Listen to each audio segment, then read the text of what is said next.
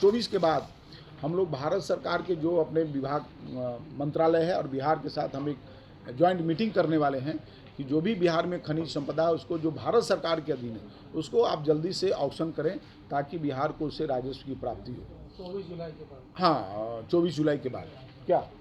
हाँ, तो ये आज आप सब लोग को बताना था और आप लोग को कुछ और जानकारी चाहिए तो बताइए।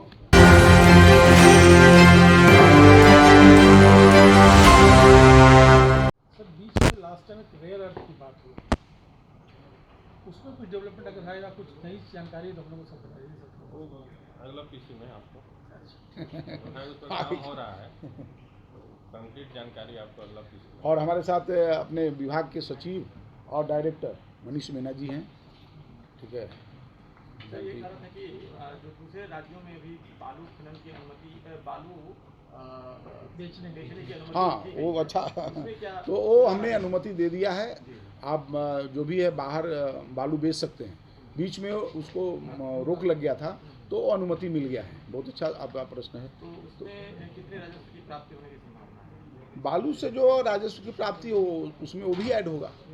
उसको अलग से कोई थोड़ी हो, जैसे हम लोग बिहार में बालू की खपत हो अन्य राज्यों में देंगे बालू, तो जो 5,000 करोड़ रखे उसमें वो भी है। उसका अलग से उसके लिए निर्गत हो रहा होगा, तो कितना ही चलान अभी निर्गत होना शुरू हुआ है दूसरे राज्यों में जो बालू जा रहा है?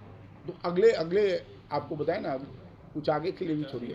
पहले सर जिस तरीके से अवैध बालू को लेकर के सवाल उठता था कि दूसरे राज्य में जबरदस्ती लोग बालू लेकर बेचते थे, और उस पर रोक लग जाएगा जिस तरीके से। नहीं, देखिए जबरदस्ती तो नहीं होगा, बता रहे हैं आप लोग को। नहीं, अब शुरू हो गया है इस पर। तो कहाँ हो गया शुरू? जैसे दूसरे स्टेट में बालू बेचने का आपने कहा कि अब खुला हो गया, इससे राजस्व में वृद्धि होगा। तो जितना बालू बिकेगा उतना हमको राजस्व की प्राप्ति होगी। तो बिहार में बिके, बिहार के बाहर बिके, तो पहले रोक था उसको हम लोगों ने फ्री कर दिया कि दूसरे राज्य में भी आप बालू दे सकते हैं। सर, एक सवाल ये है कि लखीसराय में और 2-3 साल पहले एक रिपोर्ट ये आई थी कि वहाँ पे सोनो प्रखंड है, और सोनो प्रखंड में ये बात सामने आई थी कि सोना मिलने की बात सामने आई। जमुई में सर, ठीक है, बात कीजिए सर, इसमें क्या डेवलपमेंट है? अगर सर वहाँ पे सोना का कोई ब्लॉक है तो क्या कुछ खुदाई हुई है, कुछ डेवलपमेंट हुआ है उसमें? इसीलिए मैं कहा कि 24 के बाद भारत सरकार का जो मंत्रालय है और बिहार सरकार का जो विभाग है, इसके साथ हम लोग ज्वाइंट मीटिंग करेंगे और कहाँ कहाँ क्या क्या है उसके बारे में हम लोग जानकारी प्राप्त करेंगे। कई जगह मिला है, लेकिन जितना सोना निकालने में या सोना का जो कॉस्ट पड़ेगा उससे ज़्यादा काफ़ी बहुत डीप है, तो उसका कोई बहुत ज़्यादा ये नहीं है। इसलिए एक विस्तृत बैठक जब हम लोग करेंगे, दिल्ली जाकर के हम लोग बैठक करेंगे विभाग के साथ, उस विभाग के बैठक के बाद फिर हम आप लोग को बताएंगे, ब्रीफ करेंगे कि क्या क्या हम लोगों ने बैठक में निर्णय लिया और भारत सरकार क्या क्या बिहार में करने जा रही है। मानसून अवधि के लिए, मानसून अवधि जो अभी आ गया तो इसके लिए बालू का स्टॉक कितना अभी कर लिया गया है? के लाइसेंस, हाँ देखिए, के लाइसेंस हम लोग पूरी तरह से सब जगह दिए हैं। किसी भी निर्माण सरकार के कोई भी काम में या प्राइवेट किसी का कोई काम है उसमें किसी तरह का कोई व्यवधान नहीं है। बालू का पूरा स्टॉक है और बालू जो है मतलब हर वर्ष की अपेक्षा इस बार बालू का रेट भी सामान्य है। नहीं, जमाखोरी उसको नहीं कर सकते हैं। वो हम लोग बाज़ाब्ते लाइसेंस देते हैं बालू रखने के लिए, बिना लाइसेंस के कोई बालू नहीं रख सकते।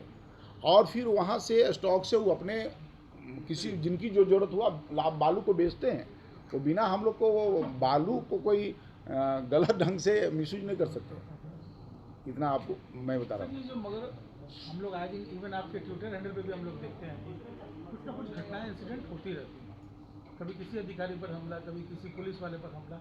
इनको रोकने के लिए कोई डेडिकेटेड प्लान आप लोग ऐसे बना रहे हैं कि नहीं बना? नहीं, देखिए कहीं ना कहीं रोकने का प्रावधान है, या रोका जाता है तभी अटैक होता है, नहीं तो ऐसे तो छोड़ देंगे तो लोग जा रहा है।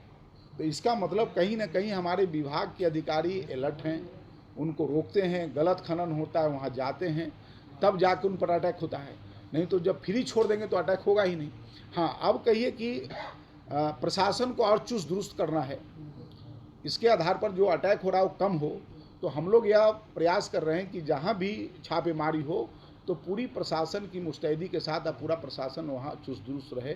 इसके लिए हम लोग जिलाधिकारी और एसपी को पत्र भी लिखेंगे कि जहाँ भी इस तरह से हो, तो इसका मतलब कि अटैक हो रहा है, इसका मतलब छापेमारी हो रही है, जहाँ गलत हो रहे हैं उसको हम लोग रोक रहे हैं, तब ना ऐसा विषय आ रहा है। उसमें दो चीजें हैं ना, निगरानी की बात होती है, ड्रोन से निगरानी उसके लिए अभी हम लोग बात कर रहे हैं विभाग से।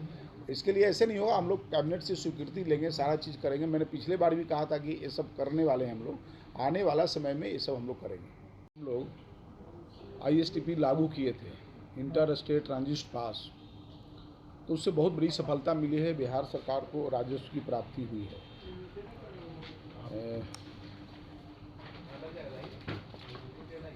10 जून को हम लोग लागू किए थे, यानी तो उसमें अभी आपकी जानकारी के लिए पहले भी हम लोग बताए थे कि भार के हिसाब से 60 रुपये प्रति टन हम लोग ने तय किया था, और आयातन के हिसाब से 85 रुपये प्रति टन लागू किए थे। तो आपकी जानकारी के लिए कि पूरे पोर्टल पर जो हुआ, करीब 19,000 वाहन पोर्टल पर रजिस्टर्ड हुआ, 4,000 वाहन प्रत्येक दिन, यानी एक पोर्टल पर जो वाहन रजिस्टर्ड है वो वाहन कई बार आना जाना उनका होता है, तो करीब 4,000 वाहन जो है पर डे के हिसाब से बिहार के बाहर से, असम है, असम करे, झारखंड है, मध्य प्रदेश, उत्तर प्रदेश, पश्चिम बंगाल, छत्तीसगढ़, हरियाणा, राजस्थान, उत्तराखंड, इन राज्यों से जो भी खनन की जो सामग्री आ रही है उससे हम लोगों को राजस्व की जो प्राप्ति हुई है, यानी प्रति सप्ताह औसतन राजस्व प्राप्ति करीब 5 करोड़ 6 लाख रुपए के हिसाब से हो रहा है। लगभग वार्षिक राजस्व प्राप्ति का लक्ष्य जो है हम लोग का करीब 200 से 250 करोड़ ये हम लोग का राजस्व की प्राप्ति होगी। अभी तक 21 करोड़ हम लोग का राजस्व की प्राप्ति हुई है, सिर्फ इनसे जो इंटर स्टेट ट्रांजिट पास हुआ है उससे हम लोग का करीब 21 करोड़ रुपए की राजस्व की प्राप्ति हुई है। तो यह बिहार के लिए एक तरह से कहिए कि बहुत ही वरदान साबित हुआ। अन्य राज्यों में लागू था लेकिन बिहार में लागू नहीं था, तो हमारे विभाग के लोगों ने सब मिलकर के हम लोग 10 जून से लागू किए, तो उसका यह बहुत बड़ा हम लोग को इससे राजस्व की प्राप्ति होने वाली है।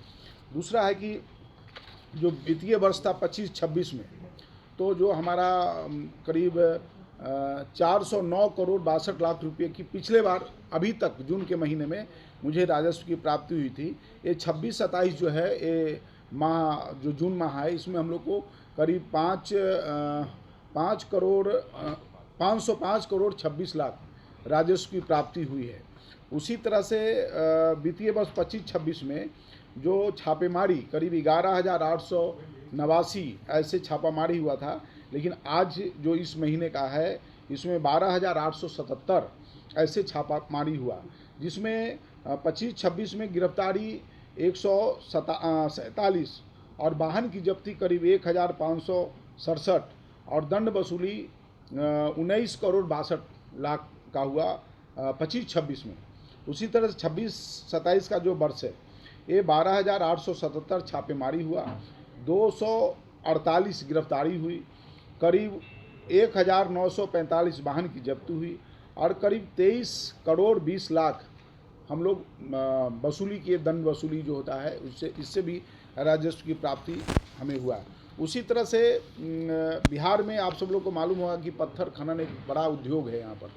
तो पूरे बिहार में अभी हम लोग 44 ऐसे भूखंड को हमने चिन्हित किया है, जिसमें गया में 9, बांका में 1, शेखपुरा में 10,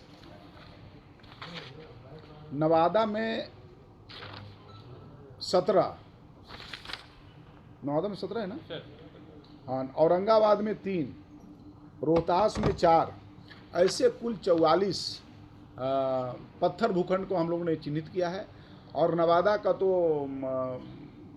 ऑक्शन यानी टेंडर निकल गया है, उसमें लोग हैं नवादा का, हाँ। तो ये आप सब लोग की जानकारी मुझे आज बताना था। इससे भी हम लोग का करीब हम लोग 5,000 करोड़ की राजस्व की वसूली हम लोगों ने लक्ष्य तय किया है कि बिहार को हम लोग 5,000 करोड़ की राजस्व की वसूली करेंगे, देंगे। नहीं, सभी चीज़ों में, पत्थर है, बालू है, फिर हमारा वो ईंट भट्टा जो चल रहा है, इन सब चीज़ों से करीब 5,000 करोड़ की राजस्व की, जो पिछले साल की अपेक्षा करीब कितना प्रतिशत है, 25% ज़्यादा है पिछले साल की अपेक्षा। 25% ज़्यादा है हम